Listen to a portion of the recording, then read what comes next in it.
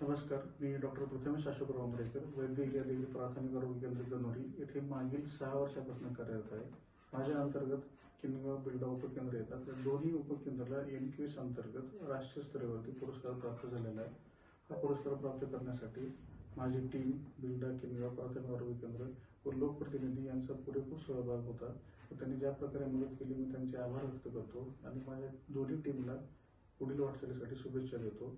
दोन्ही उपकेंद्रांतर्गत आम्ही खालील प्रकारच्या सुविधा प्रोव्हाइड करत असतो.